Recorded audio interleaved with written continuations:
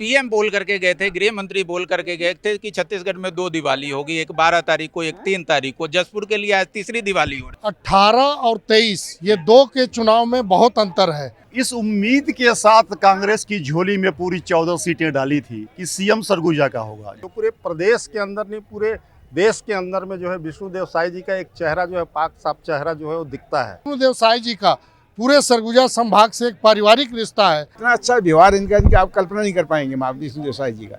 उनको ये लगता था कि अंबिकापुर विधानसभा क्षेत्र उनकी जागीर है।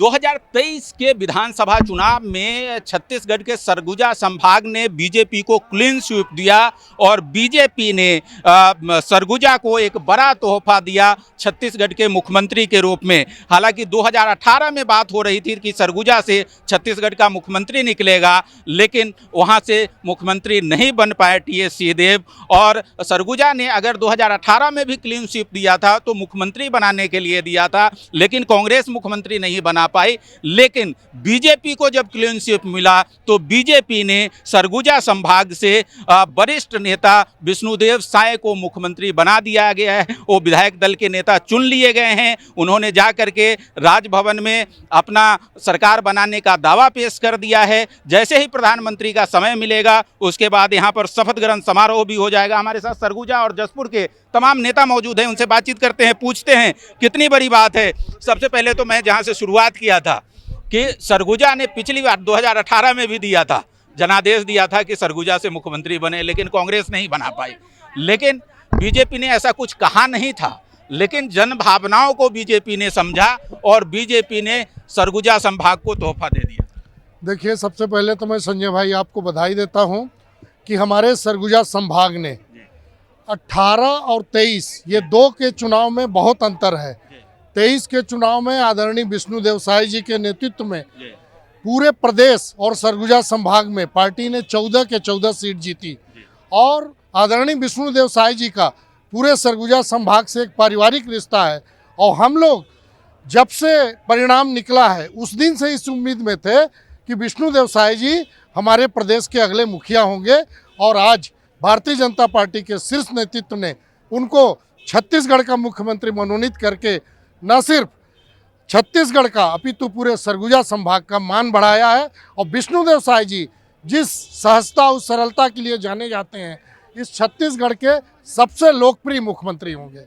जी, आप लोगों को उम्मीद थी, आप लोगों ने क्लीन स्वीप दिया था, वहां से उम्मीद थी कि आपके यहाँ से ही मुख्यमंत्री बनेंगे।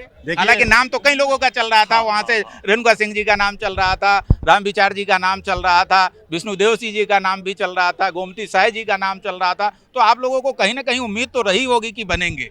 देखिए, पिछला चुनाव आप देखेंगे 2018 का, तो सरगुजा संभाग में 14 विधानसभा की सीटें हैं। हम 14 में ही पीछे रह गए थे और पब्लिक ने, जैसा आपने कहा संजय जी, कि इस उम्मीद के साथ कांग्रेस की झोली में पूरी 14 सीटें डाली थी कि सीएम सरगुजा का होगा। जिस क्षेत्र का सीएम बनता है निश्चित रूप से वहाँ की जनता प्रोत्साहित रहती है, लेकिन कांग्रेस की कथनी और करनी में बहुत बड़ा अंतर होता है। इसको छत्तीसगढ़ की जनता अच्छे से समझ ली और उसी का परिणाम है कि सरगुजा संभाग की पूरी 14 की 14 सीटें भारतीय 14 दिया था और 14 से निपटा दिया। 14 से हमने निपटा दिया।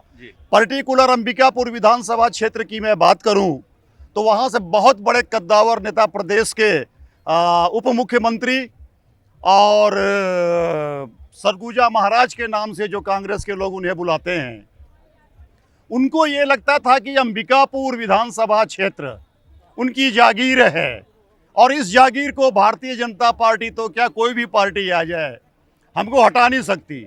ये मिथक अंबिकापुर विधानसभा क्षेत्र के लोगों ने उनकी निष्क्रियता के कारण, प्रदेश की भूपेश सरकार, उनके भ्रष्टाचार और उनके कुप्रबंधन के कारण जनता ने बदलाव चाहा था। और सच्ची बात तो ये है कि हम तो छोटे छोटे कार्यकर्ता हैं। चुनाव इस बार पूरे छत्तीसगढ़ में भारतीय जनता पार्टी के पक्ष में मतदान करने और कराने के लिए आम जनता ने यह चुनाव लड़ा है। हमारा कैंडिडेट तो केवल एक प्रतीक था, कमल का फूल, उसमें चेहरा गौण था, केवल कमल का फूल, और यह विश्वास अंतिम समय तक कायम रहेगा। और यह सरगुजा संभाग के लिए नितांत सौभाग्य की बात है कि सरगुजा से हमने बिना कहे मुख्यमंत्री पार्टी हाईकमान ने दिया है। इसके लिए हम सभी सरगुजावासी पार्टी हाईकमान और पूरे निर्वाचित 54 विधायकों के हृदय से आभारी है, उनका आभार व्यक्त करते हैं जी। और सरगुजा के साथ साथ जसपुर के लिए तो ज़्यादा सौभाग्य की बात है, ज़्यादा उत्साह की बात है। जसपुर के हमारे साथ भाजपा कार्यकर्ता नेता मौजूद है, उनसे बातचीत करते हैं, पूछते हैं। मुकेश जी, कितना महत्वपूर्ण है जसपुर के लिए, कितना खुश हैं आप लोग? देखिए, एक तो विष्णुदेव साई जी के नाम से ही मतलब एक सरल और सहज स्वभाव के माने जाने वाले, जो पूरे प्रदेश के अंदर नहीं पूरे देश के अंदर में जो है विष्णुदेव साई जी का एक चेहरा जो है पाक साफ चेहरा जो है वो दिखता है। और सबसे बड़ी खुशी की बात है कि एक ट्राइबलों को तोहफा स्वरूप जो है हमारे हाईकमान ने जो पेश किया, और आज जो है यहाँ पे जो निर्णय लिया गया जो है, ये पूरे प्रदेश के लिए बड़ी खुशी का विषय है। और हम सब जो है बड़ा प्रसन्न हैं कि लोग बोलते थे कि कांग्रेस की सरकार बोलती थी कि आदिवासियों को जो है सम्मान नहीं दे रही है। आज जो है भारतीय जनता पार्टी की सरकार जो है ये स्पष्ट दिखा रही है कि आदिवासियों का सम्मान जो है छत्तीसगढ़ के अंदर में कितना ऊपर है। इससे बड़ी खुशी क्या हो सकती है? और पीएम बोल करके गए थे, गृह मंत्री बोल करके गए थे कि छत्तीसगढ़ में 2 दिवाली होगी, एक 12 तारीख को, एक 3 तारीख को। जसपुर के लिए आज तीसरी दिवाली हो रही है। देखिए, परिवर्तन यात्रा से ही ये संदेश जो है चल पड़ा था कि बहुत बड़ा जो है इस प्रदेश के अंदर में होने वाला है। आदरणीय मोदी जी ने, आदरणीय अमित शाह जी ने ये संकेत दे दिया था कि ये छत्तीसगढ़ के अंदर में ऐसा व्यापक जो है ये परिवर्तन होने वाला है, और ये भ्रष्ट सरकार को जो है उखाड़ के जो है जनता फेंक रही है। और वाकई जो है जनता जो है उसको फेंकी। ये पहला आदिवासी मुख्यमंत्री, हालांकि पहले भी एक मुख्यमंत्री थे जिनके आदिवासी होने पर संदेह था और बाद में उनका सर्टिफिकेट निरस्त किया गया, तो माना जाए कि पहले आदिवासी मुख्यमंत्री जो है बीजेपी ने दिया है छत्तीसगढ़ को। बहुत सही बात है। और आपने कहा सच्चा आदिवासी, सच्चा हितैषी, जन जन का सेवक और एक कुशल अनुभवी व्यक्ति, जिनके जीवन में दूसरे की भलाई जिनके रग रग में बसी है, ऐसे सरल सहज सौम्य व्यक्तित्व के धनी आदरणीय विष्णुदेव साई जी को छत्तीसगढ़ की सेवा करने का अवसर मिला है। मैं इस अभूतपूर्व निर्णय के लिए छत्तीसगढ़ भारतीय जनता पार्टी की पूरी टीम को, सभी सम्माननीय विधायकों को और पार्टी के शीर्ष नेतृत्व को, केंद्रीय नेतृत्व को बहुत बहुत धन्यवाद देता हूं, और छत्तीसगढ़ की आवाम को बहुत बहुत धन्यवाद देता हूं, जिन्होंने यह सकारात्मक निर्णय लेकर के छत्तीसगढ़ की सेवा करने का अवसर भारतीय जनता पार्टी को दिया है। अजय भाई, एक बात ये बताइए आप कि आलोक भाई, कि ये जो निर्णय हुआ है, ये निर्णय केवल अभी को देख करके नहीं, 2024 को भी देख करके, 2023 के बाद जो है 2028 को भी देख करके, और 28 के बाद शायद 33 को भी देख करके किया गया है क्या? नहीं, मैं तो निश्चित रूप से इसको मानूंगा कि ये जो निर्णय है पार्टी हाईकमान का हमारा आदरणीय विष्णुदेव साई जी के नेतृत्व में, तो पहली बार, जैसे मेरे पूर्व साथी रमन अग्रवाल जी ने बताया, शुद्ध आदिवासी और एक संत व्यक्ति जो बिल्कुल जिसका सार्वजनिक जीवन 35 साल का बेदाग है और जो कोई भी चुनाव हारा नहीं है, उस व्यक्ति को पार्टी ने मुख्यमंत्री बनाकर एक संदेश दिया। हम 2024, 2028 और 2033 के लिए भी इस चेहरे को ही सबसे प्रमुख और सबसे लोकप्रिय मानते हैं। एक चीज ये बताइए, विष्णुदेव साई, रमन सिंह मुख्यमंत्री थे, ये उनके प्रदेश अध्यक्ष थे, बहुत अच्छा जो है चला, कभी कोई जो है कहीं भी कोई विवाद की स्थिति बनी नहीं।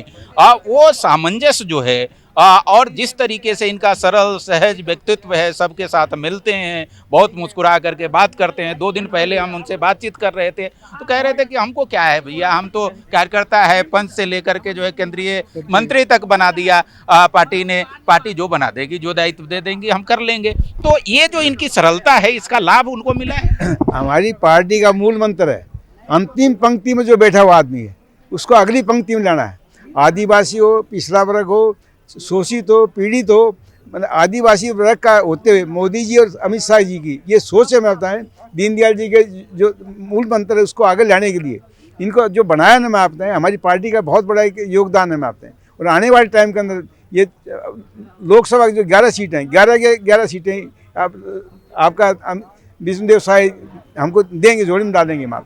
और इनका इतना अच्छा व्यवहार है। मैं 50 साल से जानता हूँ, दंग साहिब जी के साथ जिस टाइम थे आते थे आप मेरे घर में, उस टाइम से जानता हूँ उनको। इतना अच्छा व्यवहार इनका कि आप कल्पना नहीं कर पाएंगे महाबली विष्णुदेव साई जी का।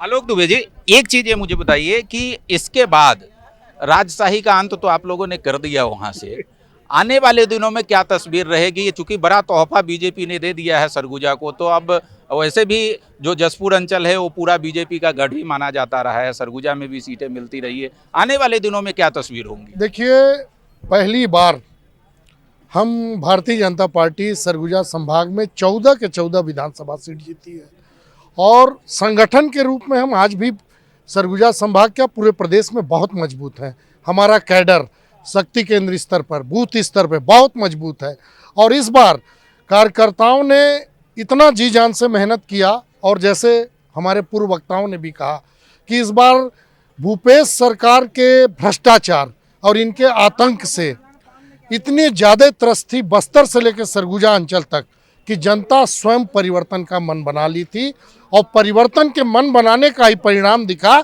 कि सरगुजा संभाग 14-0 से भारतीय जनता पार्टी के झोली में आया। आपने एक बात कही कि इसका दूरगामी क्या परिणाम होगा, तो इनके व्यक्तित्व का, विष्णुदेव साई जी के सहजता का, सरलता का, देखिए आज उन्होंने मुख्यमंत्री अभी मनोनीत हुए हैं, पहली घोषणा की है कि हम जो 18 लाख परिवार जो आवासहीन है इनको हम निर्माण करके बना के गरीबों को देंगे, ये हमारी प्राथमिकता है।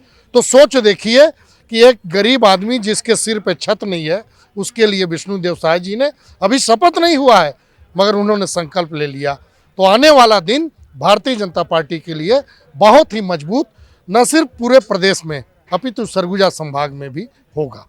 जी, तो मैं फिर से कहूंगा कि सरगुजा संभाग को दिखाया गया था कांग्रेस के द्वारा एक सपना कि अगर सरगुजा से 14 सीटें जीत करके कांग्रेस पार्टी देगी तो वहाँ जो है वहाँ से उनका मुख्यमंत्री होगा। टीएस सिंहदेव का नाम आगे किया गया था, लेकिन कांग्रेस पार्टी नहीं कर पाई हो। 2.5 साल के बाद खूब जो है विवाद की स्थिति बनी, लेकिन उनका सपना धरा रह गया टीएस सिंहदेव का। सरगुजा को कांग्रेस से जो है कोई मुख्यमंत्री नहीं मिला, लेकिन बीजेपी ने ऐसा कोई वादा नहीं किया था, बीजेपी में ऐसी कोई चर्चा नहीं थी, लेकिन बीजेपी ने छत्तीसगढ़ को न केवल पहला आदिवासी मुख्यमंत्री बल्कि सरगुजा से एक कद्दावर नेता जो कि भारतीय जनता पार्टी के अध्यक्ष रह चुके हैं, पंच से लेकर के उन्होंने अपने राजनीतिक सफ़र की शुरुआत की थी और तमाम पदों पर होते हुए, बीजेपी के प्रदेश अध्यक्ष होते हुए और केंद्र में मंत्री तक गए और अब उनको छत्तीसगढ़ की विधायक दल का नेता चुन लिया गया है, वो छत्तीसगढ़ के मुख्यमंत्री होंगे। तो एक बड़ी बात सरगुजा संभाग के लिए, जसपुर के लिए है और इसकी खुशी तमाम लोगों के चेहरे पर साफ साफ दिखाई दे रही है। कैमरामैन अजहर के साथ संजय शेखर, एडिटर जी न्यूज, रायपुर।